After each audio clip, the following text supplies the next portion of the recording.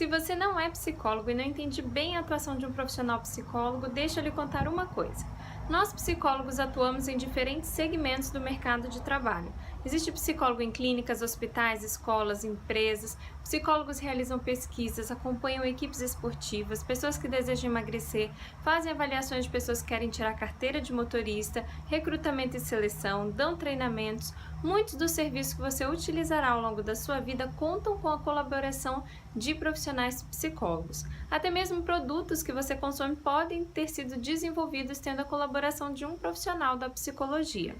Mas hoje eu quero falar sobre um espaço que também precisa ser frequentado por nós psicólogos e que muitos de meus colegas de profissão ainda não se deram conta disso. Eu estou falando da cozinha. Nós, psicólogos, lidamos com frequência com demandas que envolvem hábitos alimentares e, apesar de não prescrevermos dietas, nós precisamos entender sobre como os alimentos podem atrapalhar e ajudar os nossos clientes. Talvez o exemplo mais óbvio disso que eu estou dizendo tenha a ver com o acompanhamento de pessoas que sofrem com obesidade ou sobrepeso.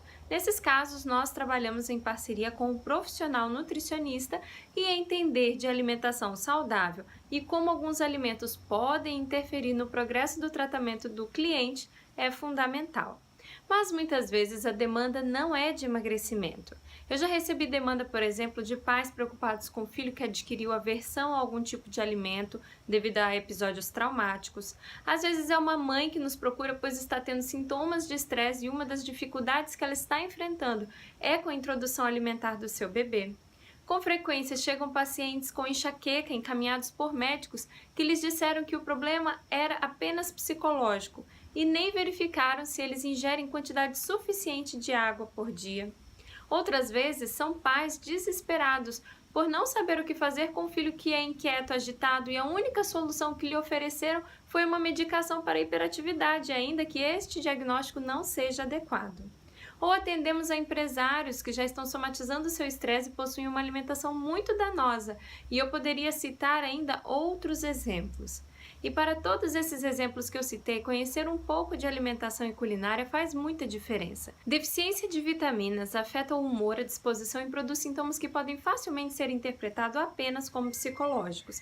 E eu tenho o hábito de solicitar que os meus pacientes peçam encaminhamento médico para a realização de alguns exames sempre que avalio que eles podem estar com alguma deficiência. 100% dos casos que eu pedi até hoje, de fato, estavam com alguma deficiência. Alimentos estimulantes, como o açúcar e achocolatados, podem alterar o comportamento infantil. Recentemente eu conversava com uma mãe de 2 crianças gêmeas diagnosticadas com autismo. E em certa altura da conversa ela me contou de um médico que orienta algumas alterações na alimentação e com poucos dias, modificando a alteração das crianças, vários sintomas foram minimizados e ao reintroduzir alguns alimentos que foram cortados, ela notou o retorno de alguns sintomas relativos a comportamento e humor. Quantas crianças passam diariamente por psicólogos e médicos também que desconsideram completamente a sua dieta? Essas e outras situações me fazem acreditar que o lugar de psicólogo também é na cozinha. Assim como acredito que nutricionistas, médicos e outros profissionais da saúde deveriam entender um pouco mais de psicologia. Muitos problemas que nossos clientes enfrentam demoram a ser resolvidos porque os profissionais que lhe atendem olham para eles de forma fragmentada. O nutricionista não pode pensar apenas nas calorias, assim como o psicólogo não pode pensar apenas na ansiedade ou na compulsão, por exemplo. Nós somos o que pensamos e somos também o que comemos.